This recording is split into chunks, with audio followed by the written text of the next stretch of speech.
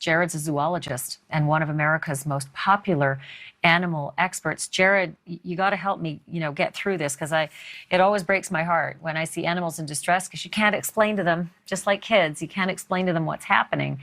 Tell me a little bit about the effect on concussive force, like falling bombs and missiles, on, say, an elephant or that gorilla, or say the zebras, which I had heard were now charging into the fences because they had been so traumatized.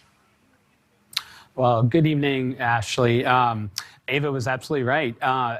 Animals, especially the large megafauna, this is a big challenge for the Kyiv Zoo. The elephants, think of it this way, their perception and their acuteness of their hearing, practically all of their senses are just so much more heightened than ours. So what we experience, they experience far more amplified, which just makes this even more tragic. So that's one of the stories that broke my heart. Horus, the elephant, apparently so traumatized by the concussive bombs. And, they're in the middle of Kyiv. You can't avoid this, and he can't go underground. He's too big. They resorted to just sedating him. Is that really the order of the day? Is there anything else they can do other than one of the zookeepers is sleeping with the elephant and trying to talk him through some of these awful nights?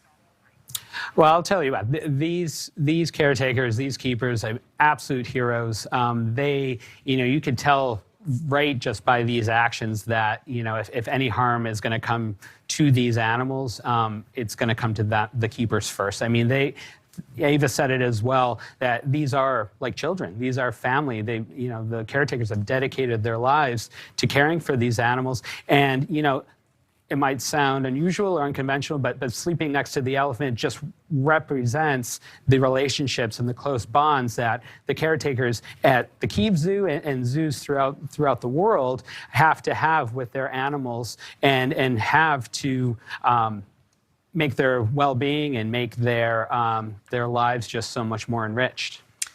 So, Jarod, I'm going to especially tell in you a something. situation like this.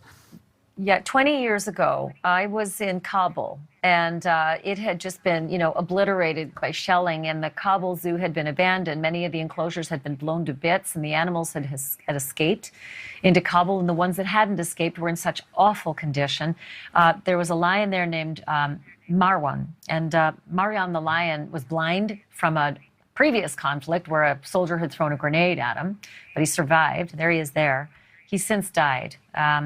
And the bear that I was right up close to, this is what I witnessed. It just was the most horrific scene, seeing the distress and the injuries to these animals. They're the lowest priority when it comes to war. What fate awaits these animals at the zoo in Kyiv? Well, Kyiv, this situation is a far cry from Kabul. Kyiv is it's a modern zoo. It's a Westernized zoo. It's very similar to the zoos that we grew up in our own backyards. You go on the Kyiv Zoo's Instagram page, and what makes it even more heartbreaking is that you see the animals and people and the relationships and the photos and the fun of any zoo that we grew up with through all these years. And I feel that the animals in Kyiv have a much better shot at surviving this and coming out of this more successfully.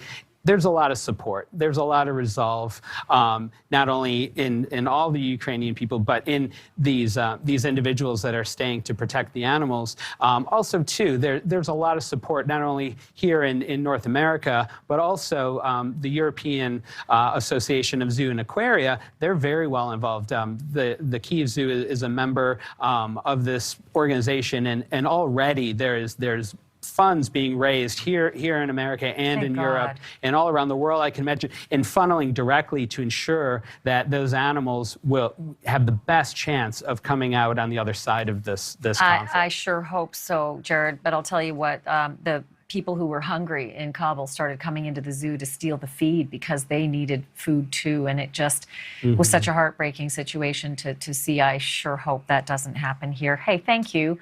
We'll watch the story. We'll call you back, and we'll continue to see what happens with those animals. Thanks, Jarod.